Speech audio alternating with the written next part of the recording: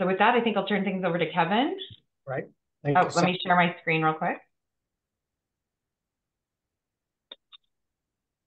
Good morning, everyone. Today, we're really going to focus on orientation to the board itself, some of the functions. This is the final of the 3 sessions. So before we get started, anybody have any questions over material that has been presented the last couple of weeks? Okay. And as I mentioned, I think when we got started, after you get through this, if you look at the slides materials, at some point, feedback from you is helpful as to things that maybe would have been helpful. And this would be maybe as you've gotten assimilated to the board a little bit more, what things are missing here, because we're always trying to improve. This is very much a work in progress kind of document, continuing to tweak and upgrade. So Sally, I know, would appreciate feedback as you go forward. So with that, we'll get started. We're going to focus initially on director responsibilities, board of director responsibilities, and some of the best practices that we expect and anticipate from board members, the board itself, and all the volunteers, as well as the professional staff. It's quite an important and I think a very successful collaboration that FASEB has had for many, many years in terms of how the board members interact directly with the volunteers and other board entities work with the staff of FASEB, very professional and very constructive relationship. And I think those of you who've been involved to some extent with FASEB already realize what a great team we have supporting all of us in these efforts. So next slide, Sally, please. So responsibilities, these you've seen before, and I'm not going to go through them, but I think they'll be front and center for you as you continue to work as a board member. We're going to talk especially about your fiduciary responsibilities today. That we've mentioned this a few times, but really what's expected in a nutshell here as a fiduciary is in your role as a fiduciary by law, essentially, you're managing, in this case, it's an entity, FASEB's money, funds, their property, and it's for their benefit. It's not for yours. And in this case, we would translate that to mean yours being your society. And there's a couple of slides downstream here that will get into that in a little more detail for you. So next slide, Sally, please. So the Leadership Development Committee created the position description that lays out job duties for board members. And I'll just go through those quickly. You'll see they really align well with what we expect for norms and the duties that we discussed last week. And the first one is to prepare, you've already heard this, prepare and attend monthly virtual meetings, and in this case, up to 3 in-person meetings annually. I'll talk, the next slide is on bylaws around attendance. Sally keeps a close eye on that, and it's for obvious reasons that we want and expect participation from all. And if a board member is not there, there's a disconnect with the society, the EO, and that can potentially cause some disruptions and some concerns downstream. So the dates for the in-person meetings are listed there for you, and those will be listed downstream as well. Exercise independent judgment and willingness to express dissenting views. There is that expectation that the board, while trying to unify around points, certainly encourages different perspectives. And I can guarantee you at our board meetings, that does happen quite frequently in a real positive and prospective way, professional way, to a great extent. We ask that no one speak for FASEB unless authorized to do so. We went through that example last week. It's important to be really mindful of the different roles between staff and the volunteers, and there's a slide that'll go through those differences. Comply with FASEB travel policies. There's clear guidance when you are traveling to a board meeting, for example, that gets sent to you ahead of time. And I would just encourage you to look at that closely before you go forward. Maribet's a really good resource for travel support on these kinds of things. And then comply with the FASEB Volunteer Code of Conduct. That's pretty straightforward. So next slide, Sally, please. So attendance as a board of directors member, and you can read that there.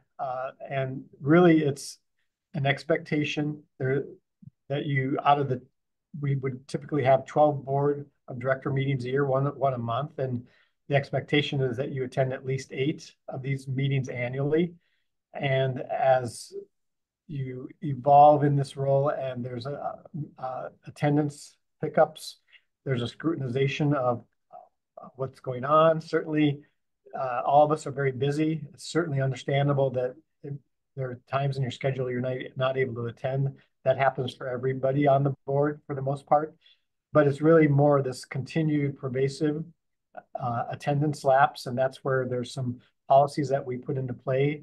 Certainly, the initial step is to reach out and say, notice you're not participating to a great extent. Is there something going on? How can we help you? And try to get them re-engaged if there's mutual agreement that maybe it's just not a good time in their scheduling and in their career to do this, then we go down the road of trying to find a replacement. So, and Sally can speak to that in more detail if you have questions on that. But it really is set by bylaws, FASEB bylaws, in terms of the duty of care of showing up at a minimum. It's really also, if you think about it, a disservice to your society. If you've been appointed, you're the representation to the board, and that continuity and that connection is missing if you're not able to participate in a regular basis. Societies can have someone else represent at a board meeting, but they cannot vote. It's only the appointed board members that have a role in voting. And again, it's important, if you cannot attend, please let Sally know ahead of time, not after the fact, so that we can expect who's going to be available and participate at these meetings. And Sally, I don't know if you have anything further to say on that point, those points. No, I think it's actually kind of similar to the conflict of interest conversation we had last week. Like, just let us know. I think Kevin mentioned this. The times that we do have problems that need to be addressed are when we just don't hear from someone, and then they are not at the meetings. And I would just say too, if it looks like you're going to miss a lot of meetings, it's better to have a conversation with us so we can figure out, maybe we need to work out something with your society. Like, maybe there's somebody, they appoint someone else for a year and then you come on a year later. Things like, there are things that we can do. But I will say that, and I think Frank and Marianne and Kevin would agree with this too, when a board member is not attending meetings, that does directly lead to more disengagement from that society. So you're very important. Your representation of the society is important, and also your communicating back to the society is important. And without attending meetings, it just doesn't happen.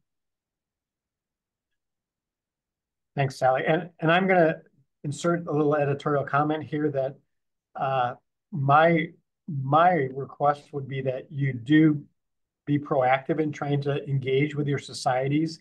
There, in some instances, that's been a disconnect, and that's just not helpful for the functioning of the board and or representing the society. So I think it'd be great as you get started to engage, say, I'm really interested in trying to be that conduit between the board and the society. And I think that that's, especially as we've mentioned in the previous couple of discussions, important the next 6 months as we look at where we evolve FASEB and some of our society partners. So think about how you want to engage there. So this slide is really depicting some of the complementary aspects between the FASEB staff and the volunteers, and you as board members are the volunteers. That's what we're referring to here. The staff are really responsible for all the logistics around the board's efforts to accomplish its objectives. And that's everything from scheduling, drafting meeting agendas, maintaining rosters, making sure the board is working within the fabric of the FASEB governance and strategic framework that's been laid out. All the staff report to Frank as the executive director. And if there's ever an issue with the interacting with the staff, you should direct those comments and concerns to Frank directly. Frank, is responsible exclusively for the management and execution of the budget and operating plan once it's actually been approved by the board. So the board will every year go through the budget, make recommendations, hand it off to Frank, and he's responsible from that point forward. But obviously there's a clear check and balance dialogue. Frank does not operate in a vacuum by any means. He's very much collaborative. That's a role also we have in the structure of an executive committee that we meet, not we anymore, but we broadly used to once a week. The executive committee generally meets to keep engaged, lots of open discussion, exchange of ideas, very transparent. And I've got to tell you, being on a lot of committees, a lot of organizations, FASEB is incredibly transparent. And in 99% of the cases, that's a good thing. There's a few times maybe where the transparency opens a can of worms, but that's how we've governed. And I think it's really important for everybody to appreciate that that's how we're going to operate. And as you can see, there's how the board members balance or complement what's going on at the staff level is depicted in the slide. And one point is the bottom right-hand side, how to engage with you as a board member in terms of if you have some kind of an issue maybe with a staff member, you would go to Frank. But there are other circumstances where you have a desire to, say, push a policy forward, have a discussion on things. That's where you go to the leadership, volunteer leadership. That would be the president, the treasurer, the vice president for science policy, whomever is appropriate. But generally, we have conduits. We try to get to the president first on these kinds of things. So Sally, I know you've got next slide on examples, right? Yes. So are there any questions about the previous slide before we, I think these discussion questions might illustrate any questions you might have about the previous slide, but just want to take a second if there's any questions about that. And then also one thing that after we run through these discussions, and so I'll give Frank a second to think about it. I think one thing that might be helpful, Frank, is if you could think about the time that kind of illustrate the, so the board approves the budget, but then Frank as CEO and executive director is responsible for the execution of that budget. If you don't mind providing an example of kind of when that comes up, I think that would be helpful, because I think that is something that comes up not frequently, but I think at least once a year we have a question about that. But while you're thinking about that, I'll start with the discussion questions. And again, apologies for not being very creative. But the first one, board member Chris is very concerned about new laws governing abortion. Should Chris contact the science policy director, so that's a staff person, to encourage a statement on behalf of FASEB? What do you think?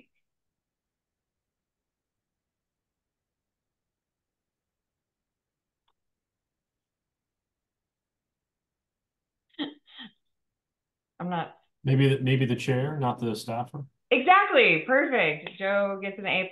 Yes.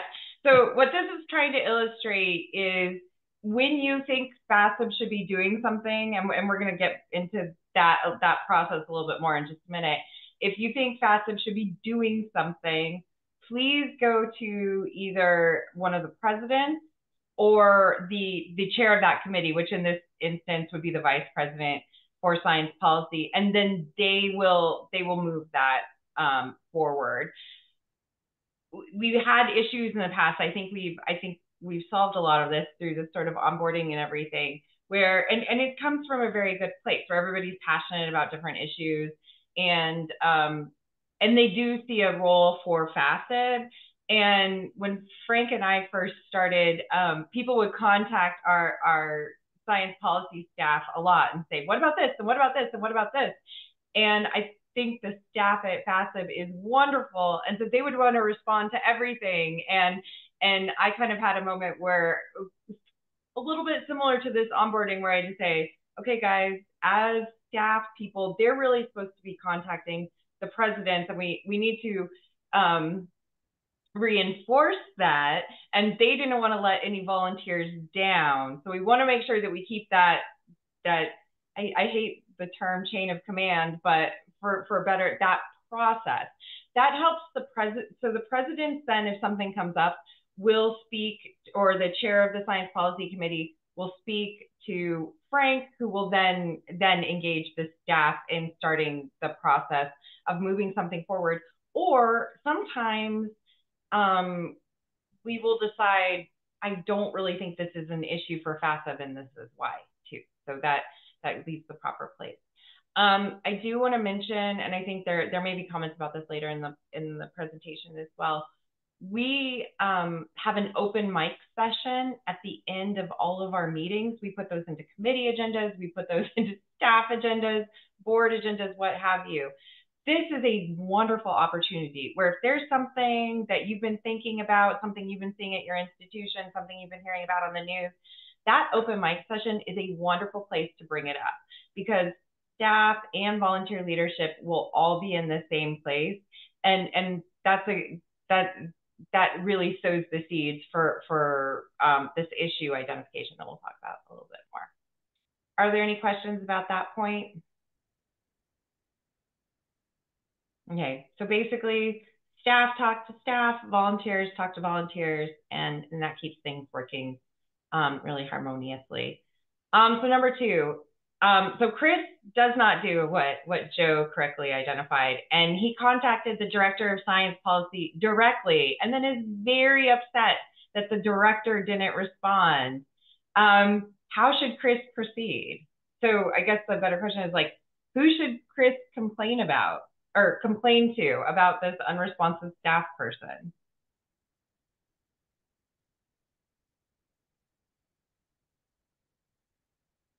So, oh, sorry, my finger got. So in that instance, you would, again, it's volunteer to volunteer. So the volunteer should contact one of the presidents, Beth or Marianne, or one of the some of the leadership of the vice president for science policy, say, hey, I contacted this person, and hopefully they will say, oh, thanks for letting me know. Just as a reminder, we kind of try to tell staff to work those things up. And often what happens is staff are hearing these things and seeing these things, but we are, for lack of a better word, trained to, when something like that comes up, to chat with Frank about it before we respond. So we make sure that everybody's in alignment. And I think Frank can reiterate this a little bit, is when I first started at FASEB and we didn't have these clear lines, I would sometimes talk to our Office of Public Affairs, and they would tell me they were working on a big request that came through from a board member, an SPC member. And I just had to say, okay, that's great that you're being responsive, but let's talk about if that really makes sense to do right now, because they just wanted to be responsive. And we still value responsiveness very, very much, but we want to make sure that it's in line with everything else that we're doing. And it's ultimately up to Frank to determine the priorities for the operations at FASEB. So does that make sense to everybody? Yep. Okay. So one quick clarification, Sally, before you move on, for everyone. It is okay for volunteers to speak to staff at meetings. And Sally, Jay-Z, even Frank, you can talk to Frank at these meetings. So it's not just volunteer to volunteer. So, but in terms of these processes we laid out, but generally everyone is very collegial, approachable, and engaged at every opportunity when we interact. So I will say, like, what I've seen most recently are things, instances where a board member will contact a staff, like a board member may be giving a presentation to their individual society's board, and they'll contact a staff person like Jennifer Zeitzer or somebody and say, hey, could you make me a few slides about what the Office of Public Affairs has been working on, which is a very fine request, but they just don't realize everything else that's going on in that office.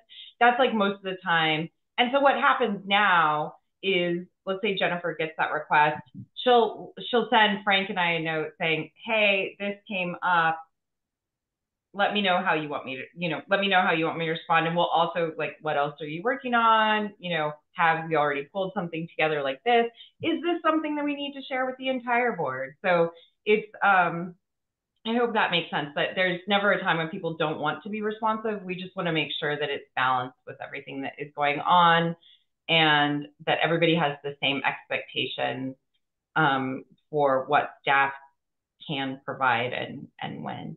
And I'd like to, I don't know if Frank heard me, but like, I think that the budget thing comes up a little bit more frequently, where I was wondering, Frank, if you could just speak to like what is kind of appropriate for board members to talk about, like in terms of the budgeting, and what is not so much appropriate. Or appropriate is a strong word, but more where it's just a little bit maybe too in the weeds for what board members should be looking into, as opposed to what Frank is responsible as the manager of I was about to say executioner of the budget, which sounds really strong, but the person who executes the budget.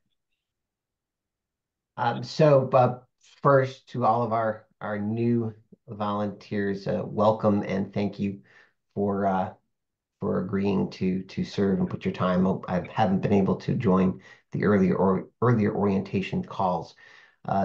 Before I answer that question, let me just refer back to Kevin's comments in regards to it's okay to talk with staff, Frank, and it really is. I think the easiest way that I've found to describe it is connecting with staff for ongoing work, right? Things that are part of what we're doing. Absolutely, right? We do that all the time to work on statements or whatever the issue may be. It's directing staff via email and new requests that we really want that funneled through volunteer leadership so that the volunteers can make the decisions on prioritization. I can also assure you that in question 1 or kind of 2, where the director of science policy did not respond, that won't happen with our staff. They will most likely have sent that to me, and then I will have looked at that, and sometimes I just respond and we take care of it, or sometimes I will send it to the presidents, right, to say, hey, we've got this request, can you connect with Chris in this case to see how you want to handle that. So you will get a request. Don't worry, it's not going to fall into a black hole. I don't think staff would allow that to happen, quite honestly, because everyone is very customer focused. But that's typically what's going to happen. In regards to budget and details and the level that everyone will get into, the board's role is to ensure that the financial resources that are being provided are sufficient to execute the operating plan of the organization. The operating plan of the organization is based upon the strategic plan of the organization. So it's what are we going to do in a given year? And you really need to consider both of those documents at the same time. So looking at the type of outcomes that we are looking to focus on, and are we putting resources in the right places to do that?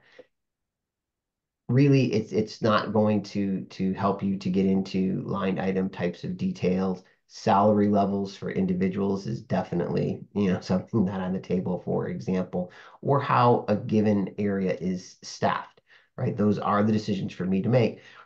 If the board, if you as a board member feel, you know what, we're spending too much money in staffing for whatever area, meetings, publications, whatever it might be, that's absolutely appropriate feedback for you to give. And then for me to work through with you all, or as a point person, the president. But it's not It's not something where we're going to engage into a lengthy discussion at a board meeting, as an example. So just to kind of hopefully that helps you to understand that a little bit better. One of the things that we find, and I'm sure you find it in all of your work, sometimes a little knowledge can be a dangerous thing for all of us. And I find myself falling into that trap with our staff regularly. So just kind of look at it from that perspective. I think in the board, what I see most oftentimes is in publishing discussions, because all of you publish. It's core to what you do, right? So that translates into being experts on publishing journals. And what I've learned is we have experts that do that for a reason. And let's make sure we trust their judgment, ask them for data and information so that they can make better decisions and that we can provide better direction to them. Okay. Thank you, Frank. As I was looking at this, I was writing down a note that I'm going to add some of a little bit more examples next year, or discussion questions on the like budget stuff specifically, because I think that's stuff that has definitely come up in the last few years more than some of these other ones. Okay. Any questions about this volunteer staff relationship? Anyway. So I'm going to continue driving things for the next little bit as we kind of talk about the nitty gritty of what happens at a board meeting. This shouldn't be too surprising since I think all of you were at the July board meeting, so you've got one under your belt. And I think those of you that have been on the Science Policy Committee, I think you should see some similarities in how we do some things. So first, we'll just talk about our board meeting calendar for 24-25. The items in teal or blue are in person, and we will send out probably beginning in October after the Science Policy Symposium. We'll start sending out an RSVP form where we find out whether or not you can attend the in-person meeting. And then once we find out whether or not you can attend, then we send instructions on how to book your travel and hotel and those sorts of things. So as you've seen from the calendar appointments that I sent in June, our monthly virtual meetings occur on the first Tuesday of the month at 2 p.m. Eastern. We try to have them last 1 hour, but you will notice that those appointments are for 90 minutes as opposed to 60 minutes. And that's to give us, with all of the kind of future focused things that have been coming up, there was, we identified a need to have a bit more time allotted for the board meeting so that if we really need to do a deep dive into a specific area, we have that. But if for some reason you think, or you have another meeting that's starting at the 3 o'clock hour, feel free to take it. We try to have the action items wrapped up by the end of that 60 minutes. And it didn't happen this time because I was out, but for the August agenda that we're going to send out at the end of this week, if it's looking like we're going to stick to the 60 minutes, I will adjust that calendar appointment when I send out the agenda. So each month, and we saw this in July, there'll be a number of board actions that must be taken to keep FASEB operating. These include things that are coming out of the Science Policy Committee. They may be statements, they may be responses to RFIs, comments on some sort of agency or legislative action. And we will also do things like review committee and task force charters. And the staff and your colleagues who are chairing committees and other items will present items that it's critical to get board feedback on, that as they're developing program statements, those sorts of things. There are some things that happen every single year, and they happen about the same time every single year. So I've noted those on this slide. So in September, we will, actually, I wrote approved. I don't believe that the board actually approves our budget principles and guidelines in September, but they review them and they provide feedback if we need to add anything. In December, the board, and this is like one of the must-do things, the board must approve the budget and operating plan for the upcoming calendar year. And the board in December, sometimes it'll start a little earlier and end a little later, but that is really the time when the board decides what their strategic focus is going to be in the upcoming calendar year. So in January, that is when we will start hearing from our legislative affairs staff about discussing the recommendation we're going to make for the fiscal year 2026 recommendations. In February, we will be in the midst of our officer elections for the upcoming volunteer year, and we will finalize our funding recommendations. And we always do that in February because we include those recommendations in our advocacy materials for Capitol Hill Day, which happens in March. And you'll notice here, Capitol Hill Day is on the 19th. The board is scheduled to meet the 20th through the 21st. So that is a longer time commitment of actually being in DC. And then I think things that are not listed on here at our June board meeting is always when we're thanking our outgoing members and officers. That is also the time when the board reviews their performance assessment, their annual performance assessment of Frank, and they'll do that in executive session. And in December every year, the board also reviews the board's performance assessment. So as we mentioned last meeting, these assessments are really critical. We try to get the monthly board agendas sent about 5 days ahead of the meeting. So Frank and I usually aim for end of day Thursday. Sometimes that gets pushed into Friday. So you can expect an email from me either this Thursday afternoon or this Friday morning with the August board materials. For in-person meetings, there's always a lot more materials for that. So we aim for 2 weeks out from those. And I'm going to walk you through the volunteer portal in a little bit later in this presentation, but all of the agendas will be located on the volunteer portal for you to access. So we feel it's very, very important that your time on FASEB's board is spent substantively and you feel good about what's happening. This is not a board where you're going to hear endless or staff reports on different programs. We really want your time to be spent providing essential feedback, making decisions, looking towards the future of FASEB. To make that happen, we really, and this is something that happens at the staff level, and then staff work with the leadership of committees and program areas to make sure that what we're providing to the board falls into one of 4 categories. And I have this pyramid here to show roughly how much time we want to spend on each of those. And so I'll start at the top, our operational items. This is really where we talk about things that just have to happen, like approving a consent agenda that has the minutes in it and operational dashboards and things like that. It's kind of this, if we need to ask a question, can we afford it? That's an operational component. And we don't want to spend a ton of time at our board meetings talking about operational things. So also things that fall under that is like facts, figures, financials, things like that.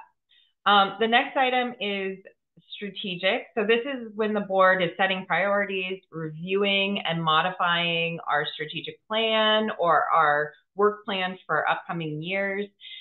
And it's also when we ask the board to really be looking to monitor the performance of programs, of procedures, those sorts of things. So, and also just setting the plan.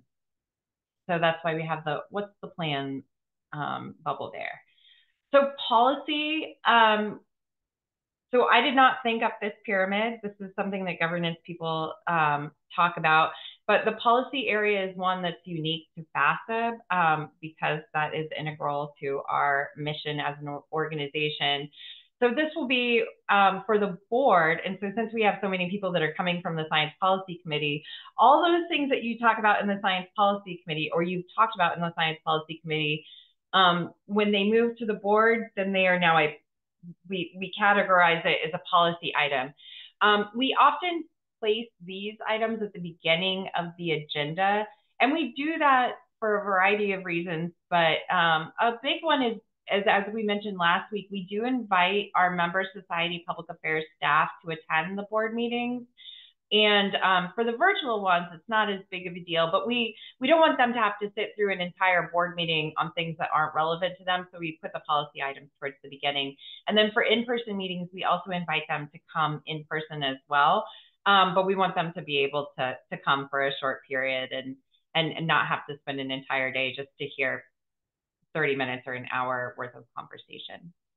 And finally, generative, it's our biggest item. And this is where we are really, really seeking your feedback. In board meetings, especially in-person meetings, we try to do a lot of generative exercises. We use sticky notes. We're getting up, we're walking around, where this is our brainstorming. This can also be when the board is figuring out, like, what do they want to work on in the future? What should that look like? Who should be the stakeholders?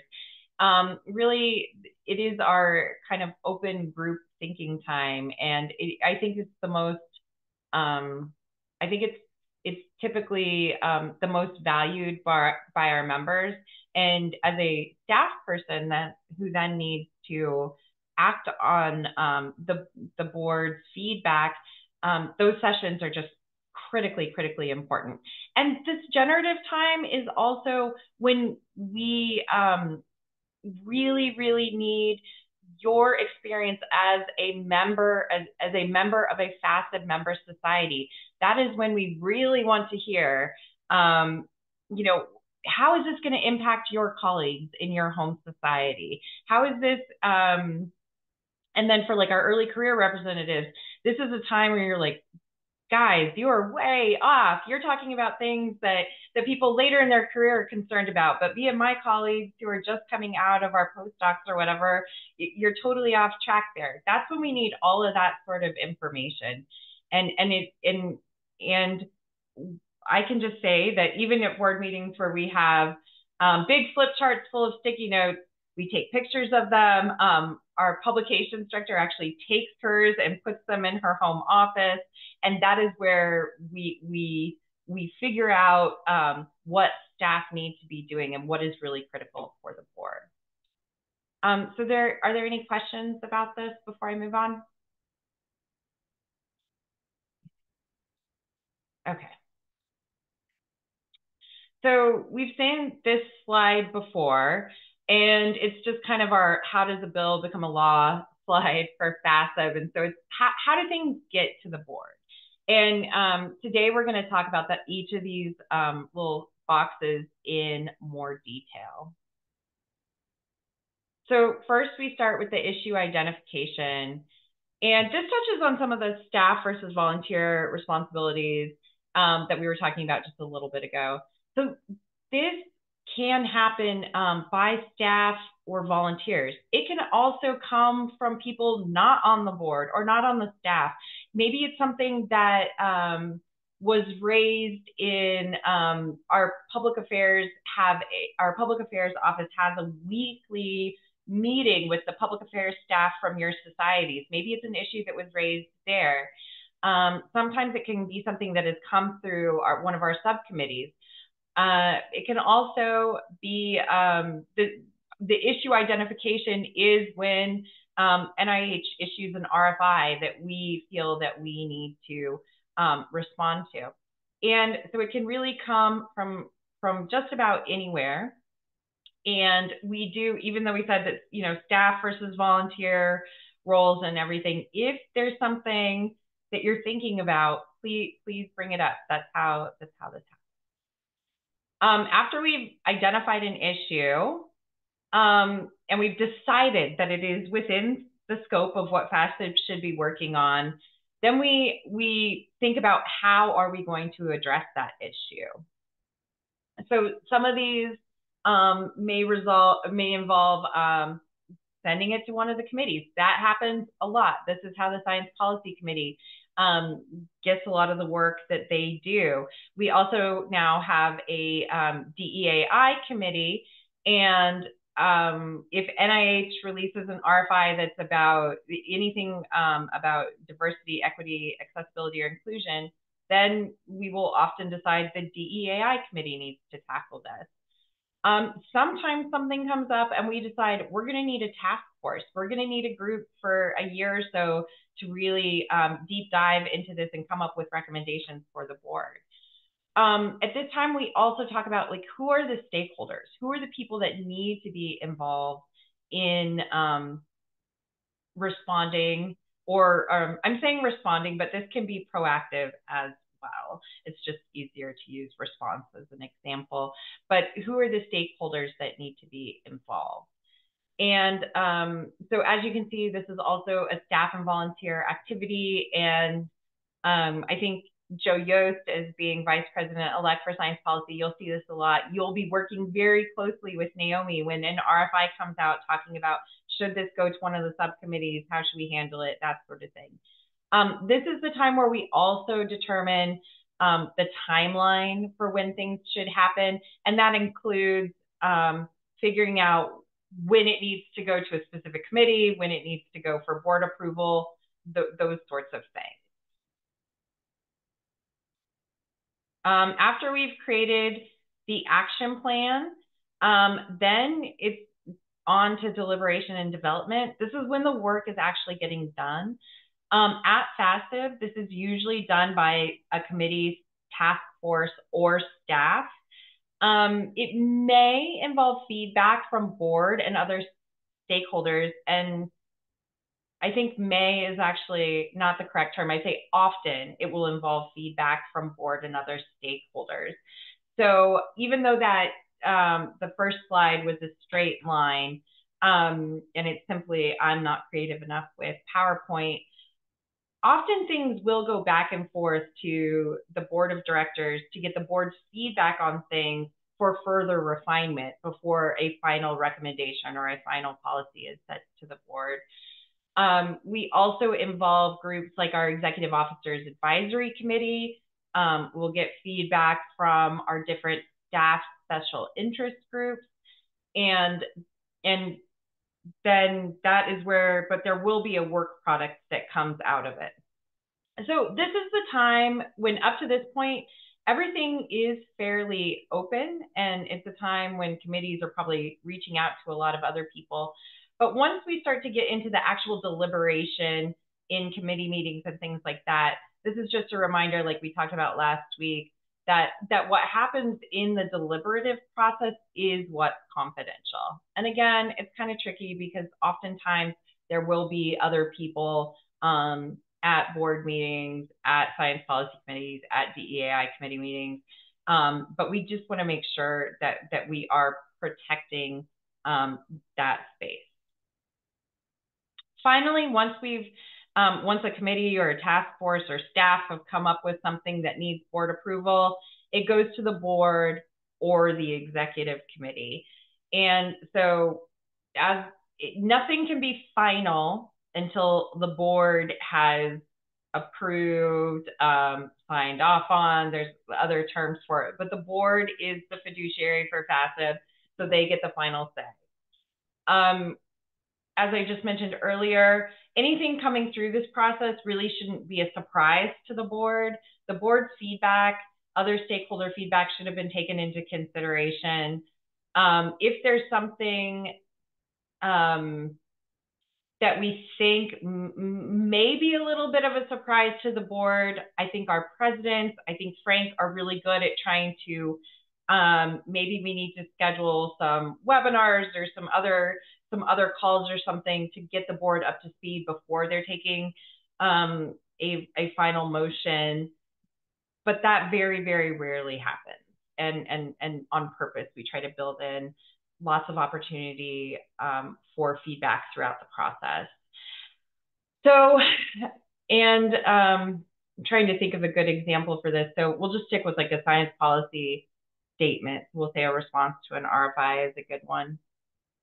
When the RFI is presented to the board for their final approval, it will, of course, be the draft of the RFI. We want the vice president for science policy, who is presenting that item to the board, to provide information on how that item came to be. So talking about it went to the Animals and Research Subcommittee, and then it was reviewed by the SPC, or sometimes it will be, Frank shared this with the executive officers at a couple EOAC meetings, and just align the process, which is important because the board needs to make sure that due diligence was done in drafting that document, those recommendations, what have you. But the board is really looking at that work on a whole, and it is not the board's job to relitigate the work of the committee. Now, if you think there's a big issue, it's your fiduciary duty to raise it.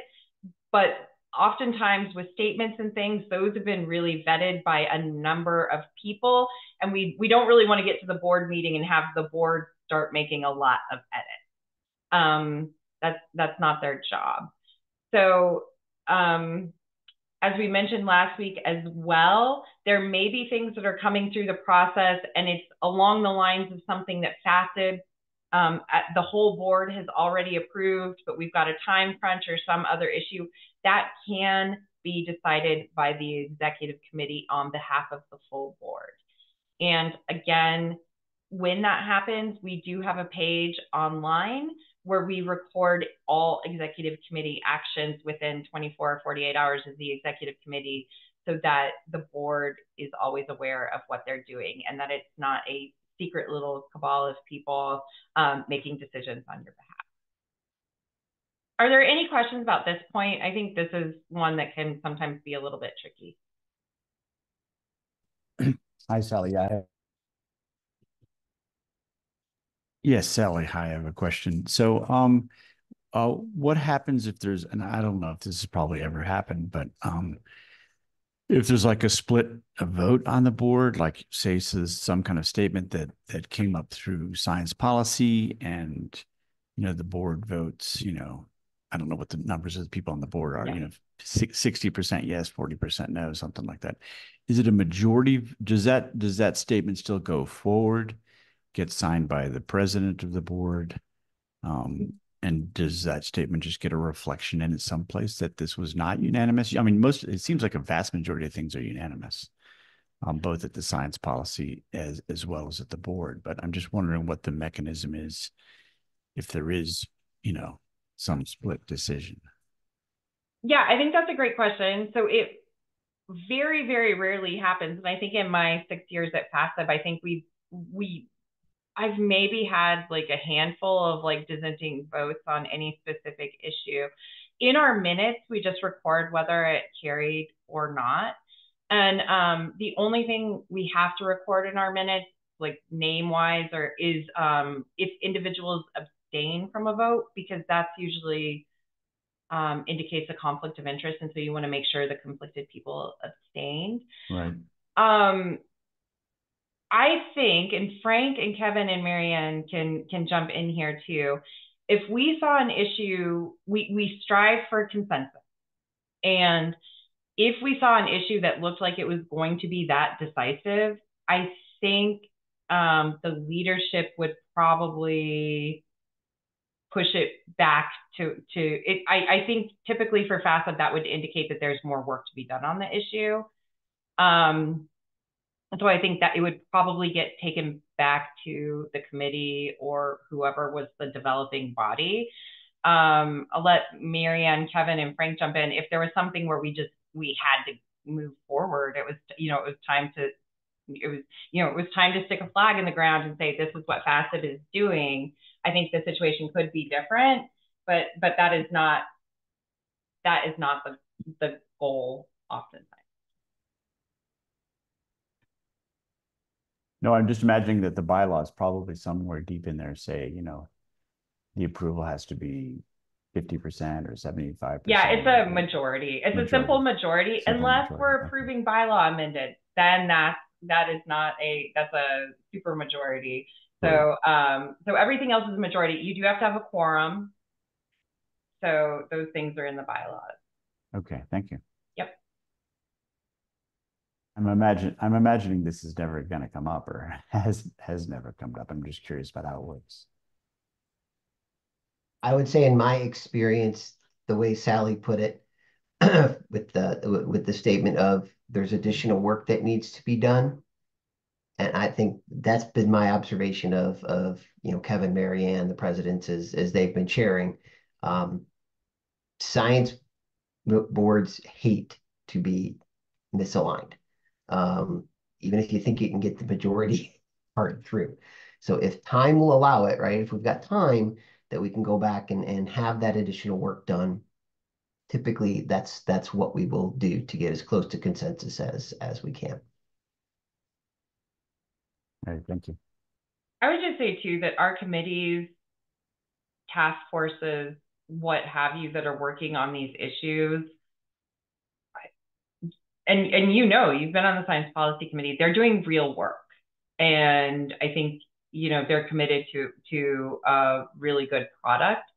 And like, just like I said, like, this is never a straightforward process. Hopefully whatever contentious items are there had already been, popped up at earlier time in the process. Okay. So finally, once something is approved, and this one's red, I'll just say Yvette Seeger hates it when I use the red color. She thinks it's but it just means staff is the only, we'll make sure that it's on the website, those things.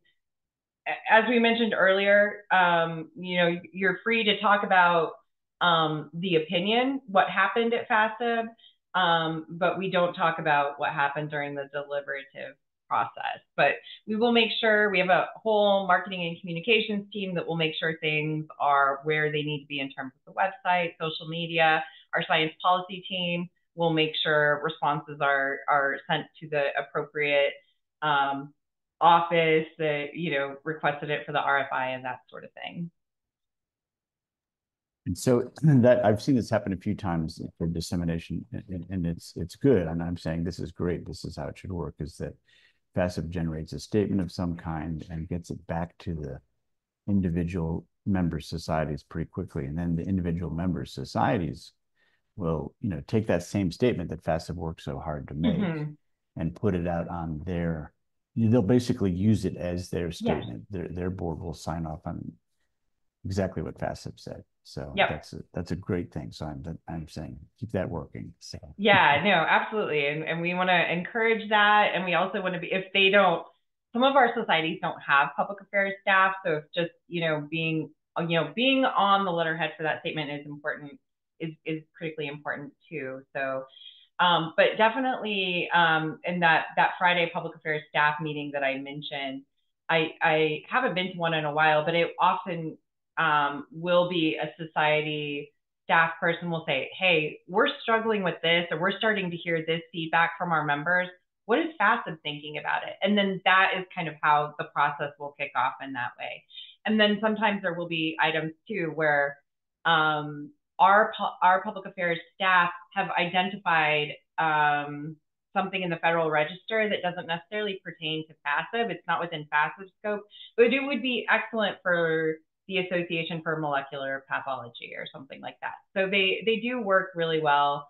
And I think part of the reason why this works pretty well and with consensus too is that folks are pretty good at keeping things within strategically aligned for FASEB. Okay, so looking at time, I know people have to leave here in a little bit.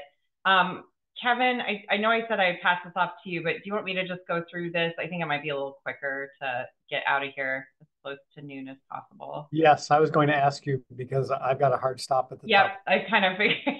Okay, so now we're going to talk about member practices. And I'm sorry, some of this stuff is important or is a little bit meatier. So I apologize that we're running out of time. So I just wanted, this is in addition to our fiduciary duties, in addition to our board norms and responsibilities, These are some other behaviors that we hope you will try to use to, and it really helps the board be effective. So please engage with your society. Let your society know what's going on. Share the FASEB for you that you'll get in a little bit. Use our promotional toolkit. And we'll talk about this in a little bit in more detail in the next slide. Please be present. Use video when you can on our monthly meetings. And I would say, especially if you're going to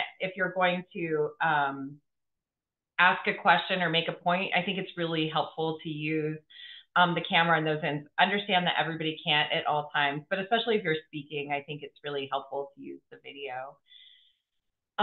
Encourage and promote the use of inclusive and gender affirming language. And I will just say that LV Banda, our manager of DEAI, is an excellent resource on this. So if you ever have any questions about what is the correct term, please chat with her and she will let you know. So this, and we all recognize that it's changing, and we just want to encourage folks to be open to what the better terminology is, or the more inclusive languages at any given time.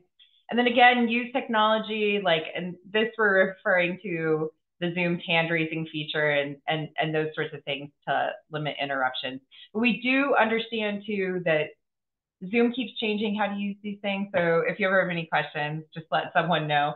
The chat is, we always have the chat open in the Zoom as well. So please feel free to ask questions there, and we'll get those answered.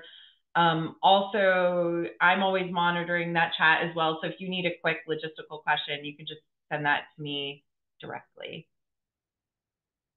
So these are some things that we talked about, you know, the best practices to engage with your member society. These are things that we have heard from board members that work well to have their society stay engaged with FASEB. So if you're able to schedule regular meetings with your society leadership, that's wonderful. And if it can be the volunteer leadership, I think that sometimes is even more powerful, because that kind of helps us speak to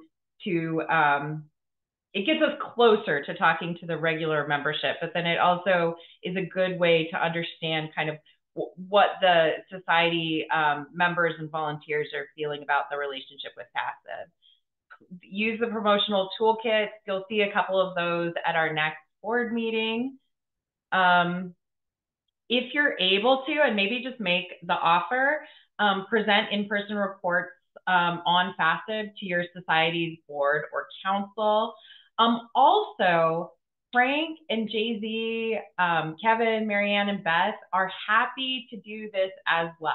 So if at any time you think it would be beneficial for FASEB to actually make a presentation instead of you, please let me or Frank know, and we'll work to get that scheduled. As I mentioned, FASEB for You, our quarterly newsletter, we'll be sending that out, I think, this Wednesday.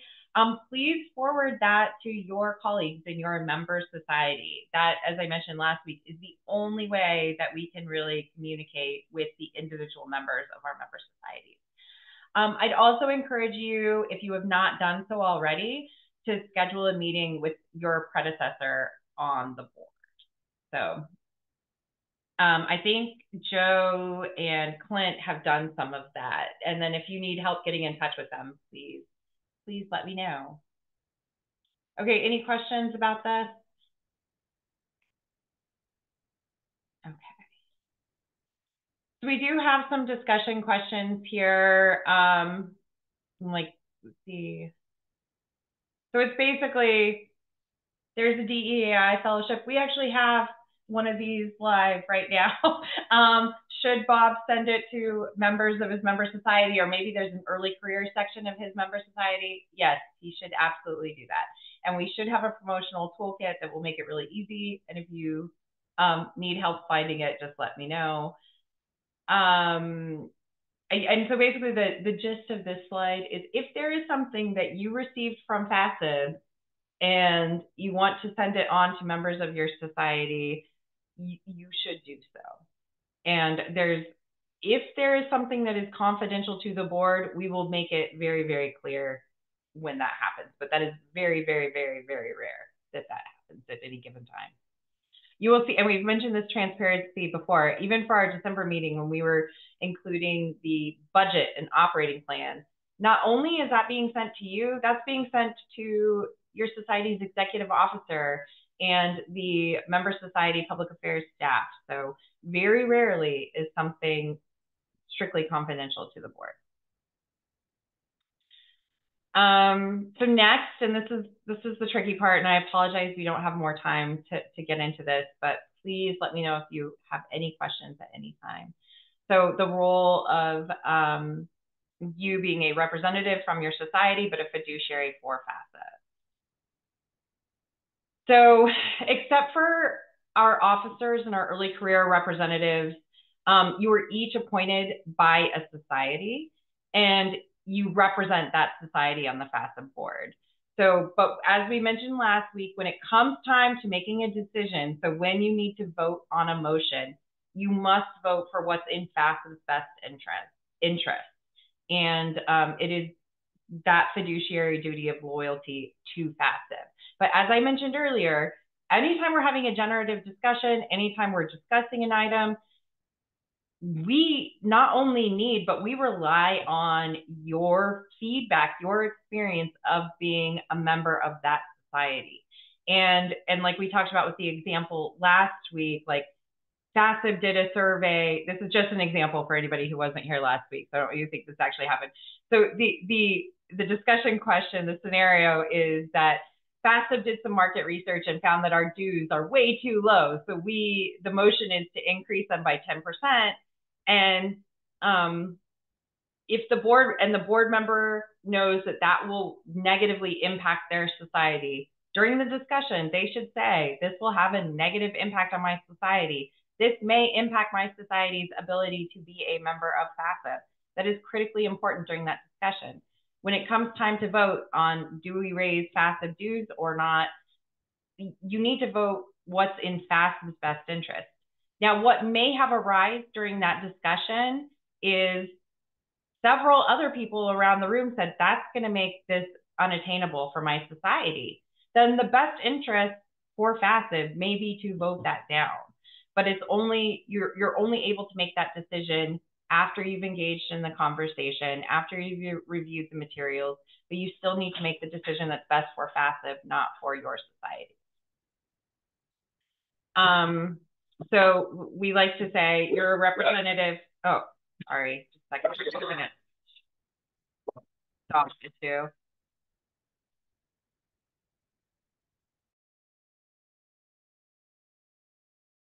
Okay. So we like to say you're a representative of your society when you're on the board, but not for your society.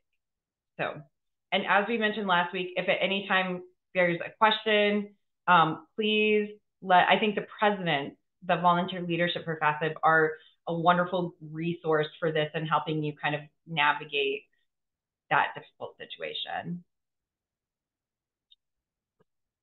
So this slide attempts to illustrate kind of how this works in process. And so basically the idea, and you've heard us talk about this before, is gathering information, identifying issues is very transparent, and we want it to be. We will talk to our committees and our task forces. We'll talk to society staff. We'll talk to society executive officers. It's all very, very open. But the deliberation, the actual meat of that conversation should remain confidential. And again, this is tricky because we have a lot of people in the room, a lot of people on the call that aren't board members.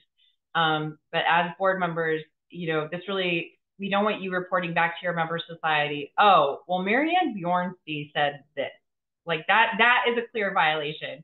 I think things that are okay, if there's other people in your room, something that I think is really helpful is there were questions about blank and they were answered this way. That is fine. But we want people to feel like that's a safe space, and what they're discussing as we're struggling with these issues oftentimes is a place where they can be candid.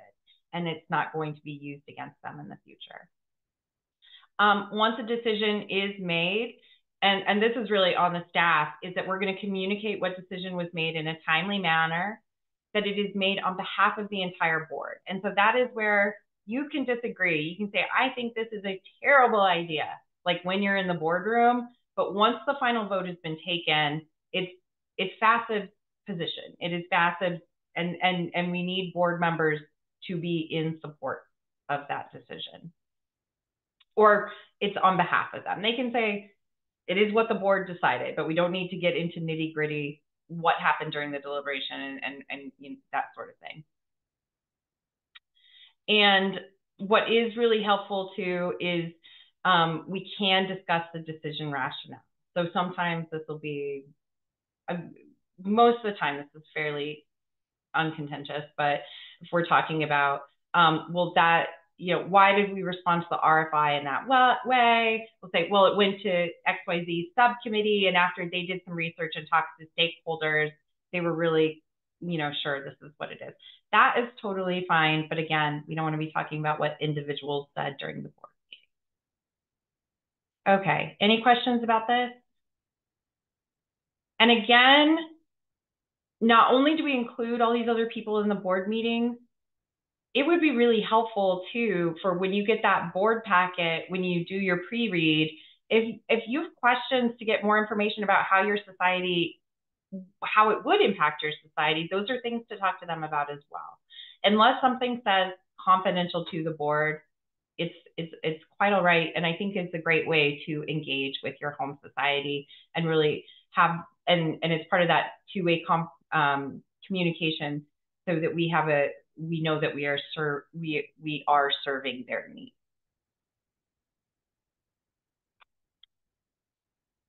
Okay, so we have some discussion statements, and just to reiterate what we just talked about, that a policy statement that would be in direct opposition to a policy also being considered by the FASEB board.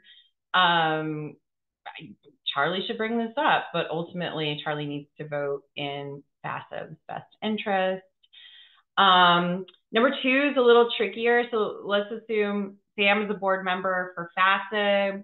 They hear from a colleague on their home society's council that they're considering dropping from full FASEB membership to associate membership.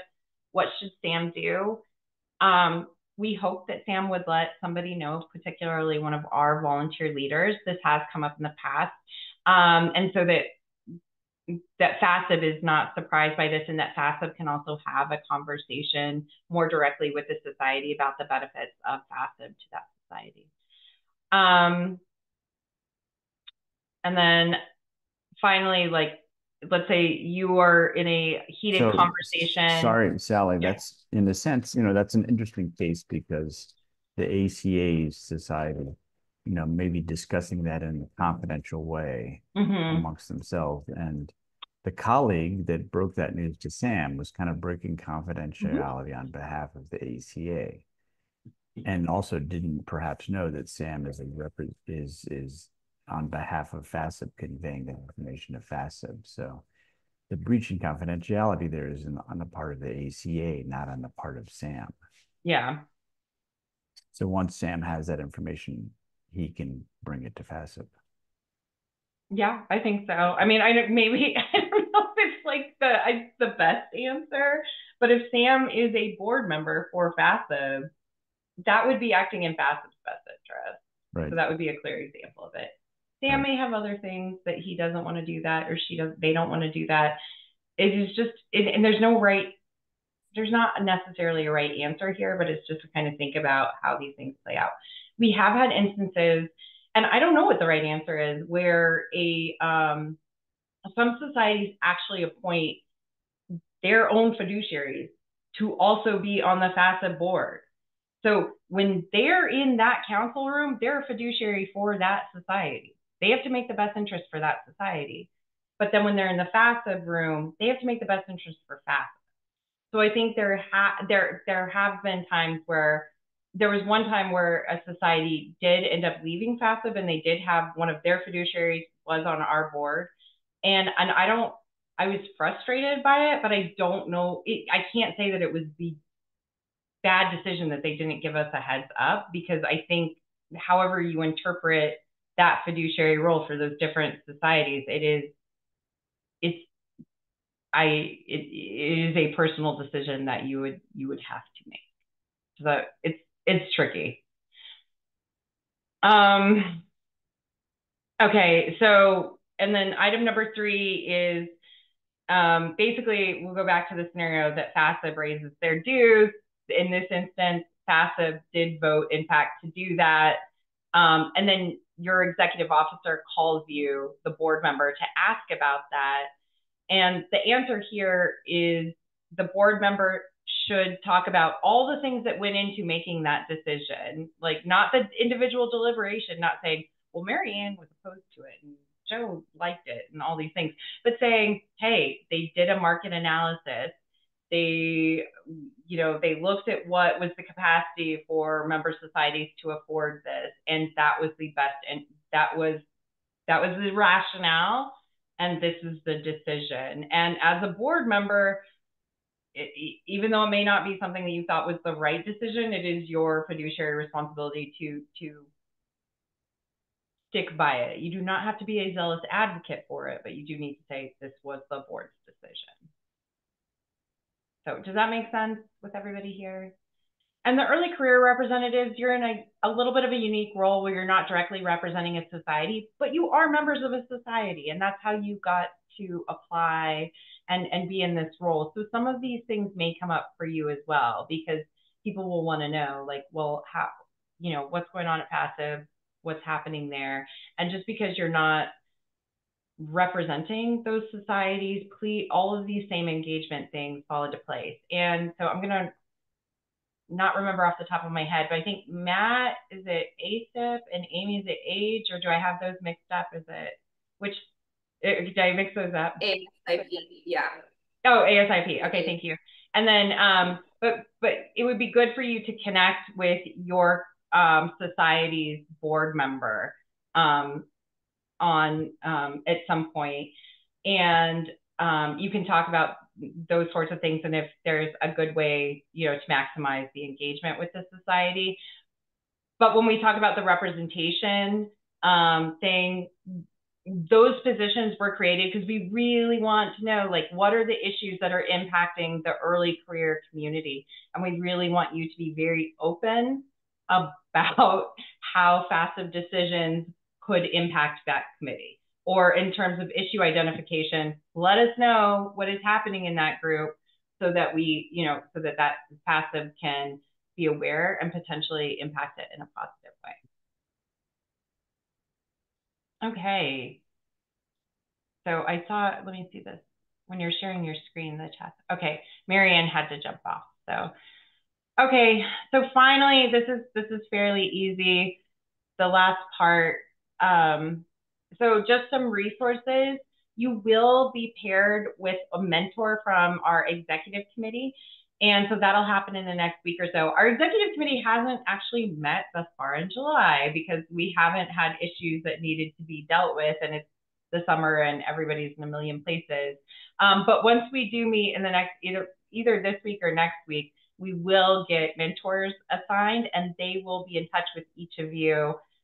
They're a great resource to ask any questions when we have in-person meetings. If you don't know anybody else, they're encouraged to be your buddy in the room and all of those sorts of things. Even if they're not your mentor, the executive committee members are also a great resource if you have any questions at any time. And then finally, I am always here to answer any questions. As Frank mentioned, he is happy. Frank is sometimes, and this happens more on the staff level, but people will talk to me thinking that that I'm the conduit to Frank. I'm like, just talk to Frank. Frank is one of the most open and friendly people I know. So do not be afraid to contact Frank at any time with any questions or concerns. And then just quickly, I'm going to stop sharing my screen. I wanted to share, make sure everybody knows how to get to our volunteer portal, because that is where we, instead of having a physical board book, we now put everything online. So let me just show you first. Let me make sure you have the link. I included this in your welcome message, but here's the link to the portal. And I know Joe Yost has, oh wait, let me do this real quick. Sorry, sharing the wrong thing. So you log in with this button here.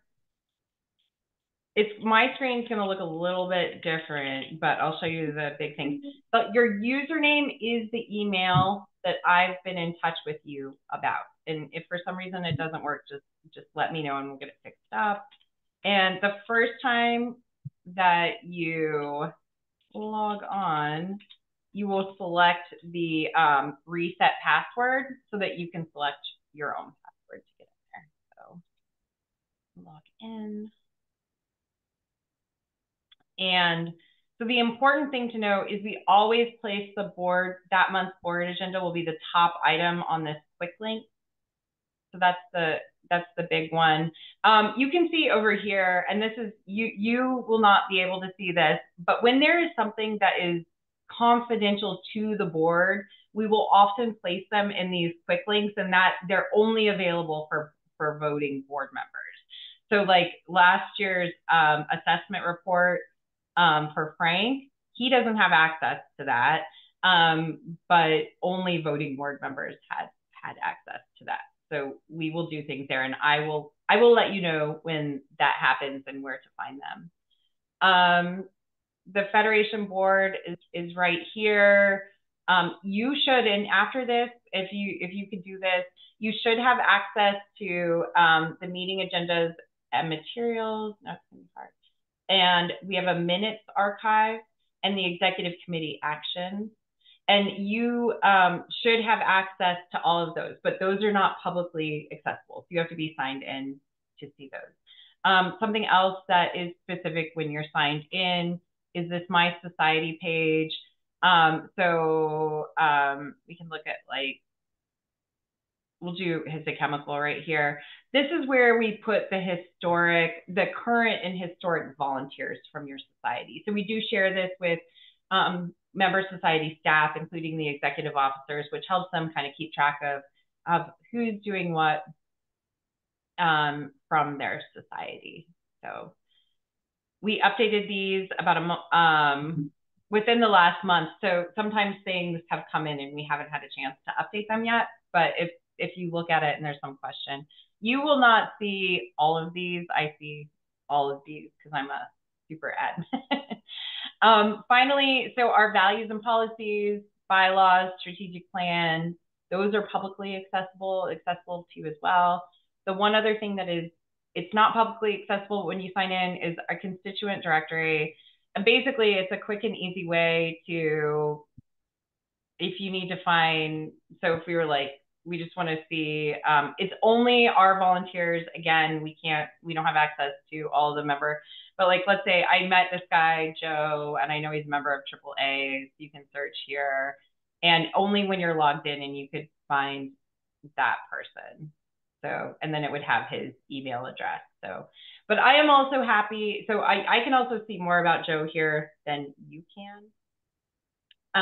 But if at any time you need to find now I'm curious. What can you see about me? So. Oh, it's not anything too exciting. Okay. It's mostly like the committee years and stuff is the big thing. It's not that exciting. Okay.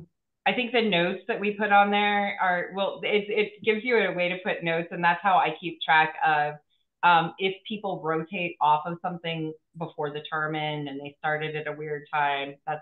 It's that kind of stuff. It's super exciting, so you should. It's your permanent file at FASEB. You can do that, but also at any time, if you need somebody's contact details, shoot me an email, shoot Maribeth an email, and we'll get that for you. But Joe Yost pointed out, so we used to, we don't have the full calendar going great. Mostly that's because we were trying to use that a lot, and then we got feedback that people weren't using it. We went back to sending Outlook calendar appointments, but we're figuring out what's the most effective way right now. Haven't decided yet. But that is our volunteer portal. So, oh, this is also where we put all our promotional toolkits. So if we talk about them, so currently we're doing the FASEB Fellows for the Future. This is, you know, we try to always have like some information about what the opportunity is. And then then we break it down here, and you should be able to just copy and paste this language directly into your social media. And so our Marcom team also provides hashtags and all that kind of stuff. And if you want to include a graphic, we include those as well. So these are the current ones that we have right now. And actually, I need to update this because we're not recruiting. Oh, let's see. Yeah, sometimes we put the promotional ones when we're starting to promote who our early career reps are as well. So I need to update that page. So with that, I think that's the end of this onboarding session and the formal onboarding process. Are there any questions before we wrap up? Okay. Well, thank you for being here and being engaged. And again, we will have the onboarding recordings up in the next day or two, and we will send an assessment at that time. And so if you think of anything that would have been helpful during this presentation, please let me know. Or please respond in the assessment. And the other thing is to look forward to hearing from a mentor soon. So hopefully we'll get that assigned in either this week or next week. Okay. Well, thank you so much. And I'm sorry today went long. We'll account for that better next year.